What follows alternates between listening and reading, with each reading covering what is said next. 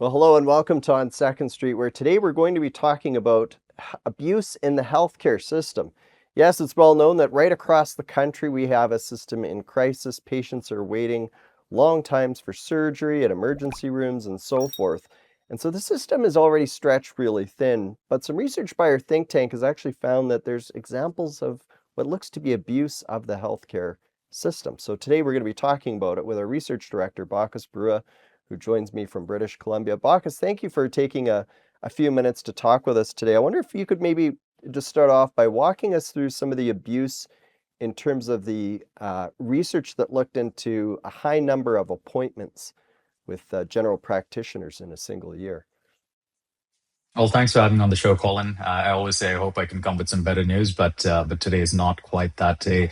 I think Canadians know that our healthcare system is collapsing. Whether it's long wait times for elective or scheduled care, whether it's emergency departments closing or burnt out physicians. One area that I think is really on a lot of Canadians' minds, or has been so over the last couple of years, is simply getting access to their family doctor. There are about 6 million Canadians at last count who did not have a family doctor. And when you take all Canadians together and survey them, including those who do have a family doctor, only about one third of them are actually able to get an appointment on the same or the next day. That means the large majority, two-thirds of them, are not able to get timely access to their physician. Now, a lot of the focus is, on trying to improve these numbers for physicians, but the irony really is that we actually do have more GPs per capita than most other countries in the OECD. So the big question is, what's going on? Why are patients still not able to get access to these physicians? Second Street decided to file FOIs across the country to try and understand what the demand patterns were on our GPs and our physicians. And we found something really, really interesting. It turns out that there are some Canadians who really see their GP a lot in comparison to others. Across the country, in most of the provinces, this was a problem, but particularly so in Ontario and Quebec, where when we looked at the top 10 users of family doctors, there were folks who were seeing their GP over 300 times in a particular year. And in Alberta, when we looked at the number of visits over 100, there are over 9,000 patients who have over 100 visits with their family doctor. So, there could be many reasons why this is happening, but it's definitely concerning and not a normal pattern that we would expect to see. Mm-hmm. I think I may have used the word abuse, but we don't know for certain, do we, if these are all cases where people are abusing the system versus maybe cases where they are abusing the system. Is that right? Well, this is the first time that we've actually shed light on what's actually going on here. So I think the next step absolutely is to understand what's going on. And sure, we need to be Mm-hmm. cautious. There could be legitimate cases that we're capturing in some provinces. There could be issues that are chronic care and management that have been captured. But on the whole, I think provinces are actually quite taken aback by these numbers and understand that there is a real problem. And I think we know a little bit about some of the reasons why this may be happening. For example, from the Ontario's Auditor General report, which actually did find instances of physicians overcharging, billing for more than 24 hours in a particular day. And there were also instances that we have anecdotal evidence where we have patients simply, coming week by week to their physician for a visit. So this could be on the physician side, this could be on the patient side, but it's definitely not how a well-functioning healthcare system should be working. Oh, for sure. And can you tell us, from your perspective, what were some of the numbers that really set you back in your chair that made you go, "Oh, wow, this is incredible"? Well, I think the numbers in Ontario and Quebec were really, really off the charts. We have some explanations about, what may be going on over there. But again, that Ontario General Report is telling us that there really does seem to be a problem. For me, I was quite taken Yeah. aback by what's happening in Alberta, and I think we have some word from government that they are also quite taken aback and have committed to looking into the issues over there. But really, this is not something that we should have needed to file a Freedom of Information report for. This is something that governments should be tracking, should be very, very transparent about, because ultimately we need an efficient system that is serving patients and not a system that is only serving a segment of patients while others are forced to go to the emergency department or somewhere else, where what they need is a family doctor. For sure. When we come back, I want to talk with you about some solutions regarding this issue. We'll be back in just a moment.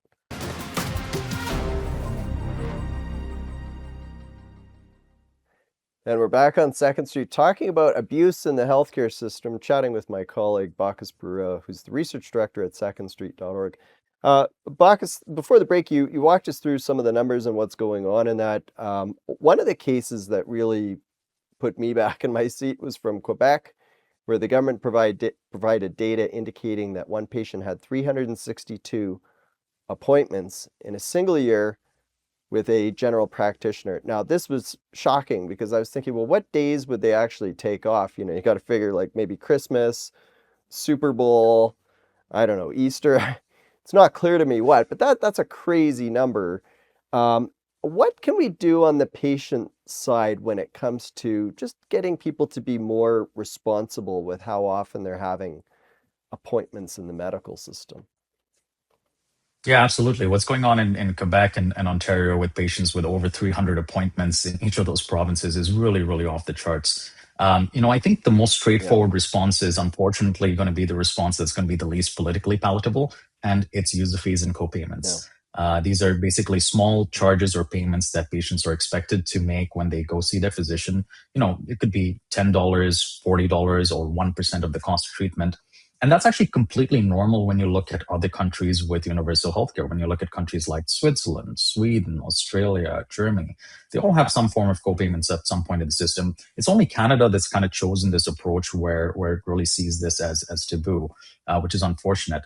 And as well, I think folks in Canada have that same view, because only about 30% of Canadians when surveyed would support even a $10 user fee. So I think there's quite a lot of education to go on over there in terms of what happens in other countries to have a more efficient system. But so therefore, what we're left with is just a couple of tools. One of them is just patient education about what it actually costs our system when they actually go and visit their physician. There is no feedback mechanism that we have right now. Patients never even get a bill, even if they never have to pay for it. And I think that might go a long way just to kind of help patients understand the cost of every visit when they go and see their GP, and also the consequences of it, which means that it's less resources available for somebody else. The third thing, I think, the very least that would be useful to kind of look at would be just an automated flagging system when a healthcare system notices that there have been, let's say, outlier charges posted by GPs or other physicians for any particular situation. And that would be just saying that, okay, well, if it's more than 24 hours worth of services that have been charged in a 24-hour period, okay, maybe somebody should go in to look at what is actually going on in there. Maybe somebody just needs a lot of help. But maybe there's a pattern of abuse or fraud going on as well, and maybe it's just a patient who is going and accessing their family care doctor, but what they really need is to get into long-term care. So this would really be in the interest of the system and actually providing patients with the care that they are seeking at their family doctor. It seems like a pretty reasonable safeguard. If someone's billing defies the laws of physics, then maybe there's something going on there that should be investigated. I mean, as you mentioned, billing for more than 24 hours worth of work in a 24-hour period. I mean, that's obviously impossible. I'm always astounded because the healthcare system is so huge. We spend, what, $300 billion as a nation on it. It's almost half of provincial budgets. You'd think someone would already be keeping a close eye on these factors, but sadly, it seems like too often the answer is no. I want to switch gears here a little bit, and we'll continue this after the break. But could you tell us a little bit about the other research looking into Canadians picking up the tab for healthcare for people who are tourists to Canada? Yeah, this is another thing about the black box of spending that you have in Canada's healthcare system. A lot of attention, rightfully so, goes towards healthcare spending, whether it's really, really high or very, very low. But not a lot of it goes into where the spending is actually going and whether it's achieving, whether they're actually giving care to Canadian patients. It turns out that the research Hmm. that we just conducted found that some of it is actually going to pay for the healthcare bills of tourists or non-residents in Canada who are coming to Canada, getting care, and then not paying their medical bills. And we have some data, particularly in BC and Alberta, that's really quite eye-opening, and in other Canadian provinces Hmm. that I'm sure that we can get into a little bit. What I can say is that BC is really the biggest outlier, where over $200 million have been accumulated over the last 5 years of unpaid hospital bills, and this is really dwarfing every other province that we're seeing. Yeah. Well, we got to take a commercial break, but 200 million could certainly pay for a lot of hip and knee operations. When we come back, we'll chat more with Bacchus Barua about this important issue.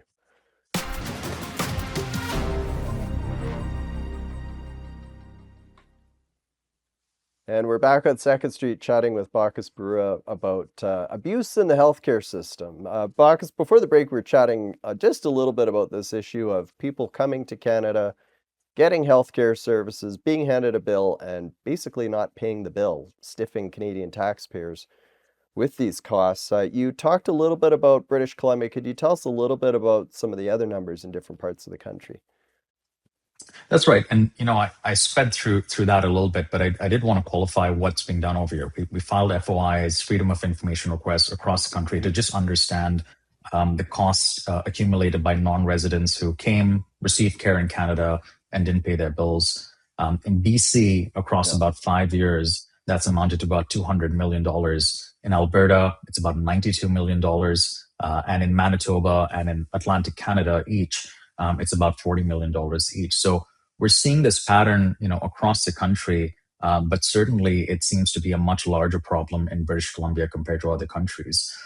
One of the things Hmm. to kind of consider is that this money could definitely go towards actually funding a lot of surgeries for patients in Canada who are actually Canadians.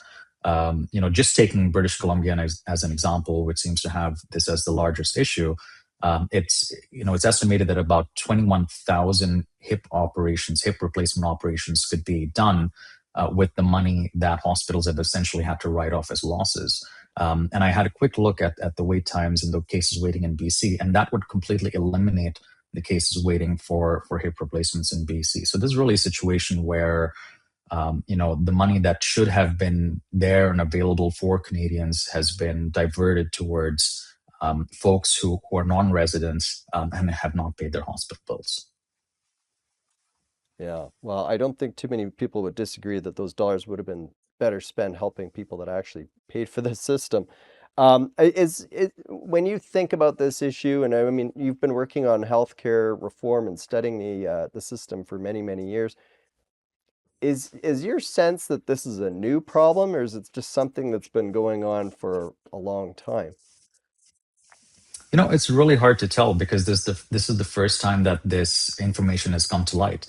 And again, I say that Yeah. while we are proud of the work that we've done in terms of filing these freedom of information requests, we shouldn't have had to do it. This is the sort of information that Hmm. governments should have and should be talking about and should be putting their hand on. So, because nobody's kind of looked at it for a long time, it could have been going on for a long time. We do have, of course, increased immigration, visitors, temporary foreign workers. All of this could have been feeding into it, but there's really no way of telling exactly what's going on, and that's exactly what governments should be doing and looking into. Yeah. No, of course.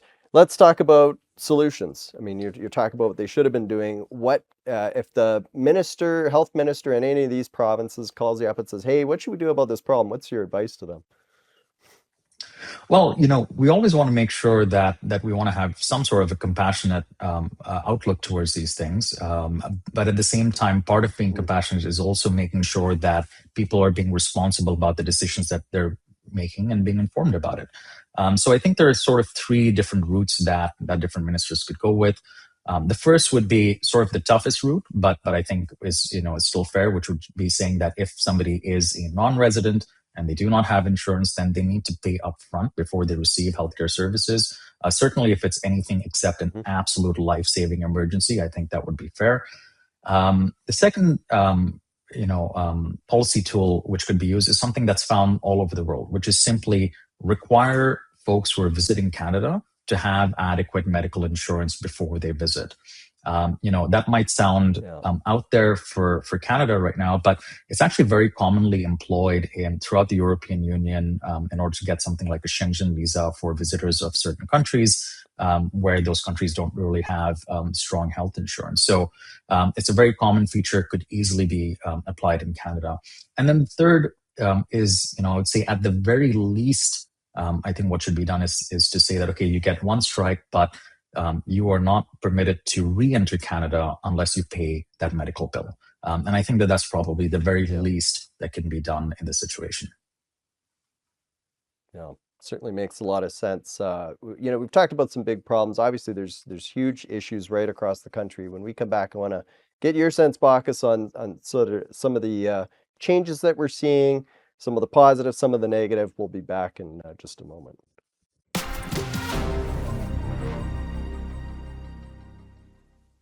And we're back on Second Street talking about abuse in the healthcare system. My colleague Bacchus Barua, the research director at secondstreet.org, has walked us through some of the numbers when it comes to people having very, very high counts in terms of how often they're visiting with a family doctor in a single year, but also cases where tourists are coming to Canada, getting healthcare, and not paying their bills.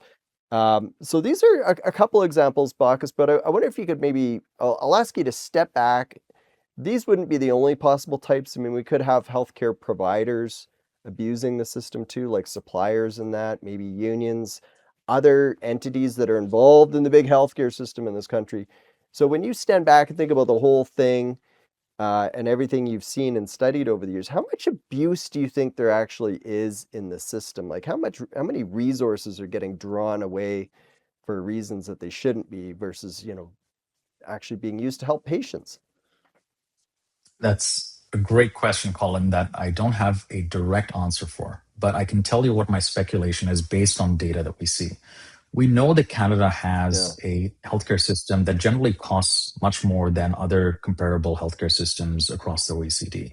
However, we also know Yeah. that that money is not really translating into doctors, beds, and other and lower wait times.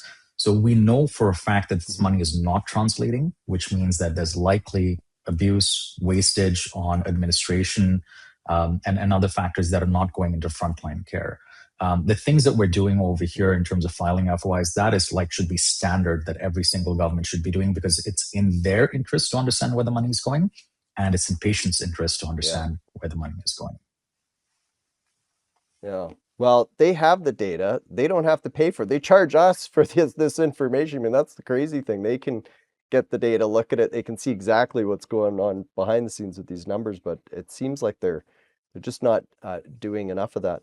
Now, I mentioned I want to get your view on the system overall. We've talked about it throughout this episode. It's a system in crisis. People, millions, 6 million Canadians don't have a family doctor. You've got long waits at walk-in clinics, emergency rooms, long waits to see specialists, long waits to get surgery, and all kinds of other problems that just seem to be plaguing the system. And I'm not talking about every case. Certainly, people do have positive experiences, but too often you've got just a system where the name of the game is waiting. Um, when you think about some of the changes that are happening, different provincial governments are moving forward with different changes. What do you see as the most positive right now when you look across the country? Well, I think the first thing that's very, very positive is that I do firmly believe that Canadians themselves are far more aware of how other universal healthcare systems function. They desire it a Yeah. lot more, and they understand that this argument that we've been given about a Canada versus US healthcare system is really not true. We can do universal healthcare better, and what that means is us to look at different kinds of policy reform. Now, some examples of them are actually starting to take place because of that understanding amongst the population. We're seeing politicians Mhm. having the bravery to go and implement these reforms. Most recently in Alberta, of course, we have Danielle Smith, who not only changed the way that the healthcare system is being managed and structured, but also is starting to introduce policies like dual practice for physicians, allowing them to function in the public and the private sector to use them as much as they can, which is again modeled in other countries. We're seeing her really, go behind changing the way hospitals are funded towards basing it on activity so that hospitals are incentivized to actually treat those patients. Again, standard common feature in other parts of the country. And we do have other examples of some provinces that have partnered, particularly Saskatchewan in the past and Ontario recently, with the private sector to at least serve as a partner in that system. But one of the things that's happening in addition to that I think is good is that the federal government has chosen not to clamp down on these experiments right now. And I think and hope that Mark Carney's, Prime Minister Carney's government continues that, allows these provinces to experiment and implement these different reforms and see if they work, if they actually do benefit Canadians, then why not allow other provinces to implement them too? So there is a little bit of hope behind what's going on, but absolutely much more is needed. It needs to be done quicker because patients are on the line. Last year, about, I think, almost 24,000 patients died while waiting for care. How many more need to die before we actually understand that we have to do something different? Well, you're bang on. Hopefully we'll see more reform taking place in other parts of the country. Thank you for your time today. My pleasure. Thanks for having me on the show, Colin, and hopefully next time we have some better news. Oh, sounds good. So have you seen abuse in the healthcare system? If so, we'd love to get your take. What have you seen? What's going on? What needs to improve? We'd love to get your feedback. And as always, thanks for watching.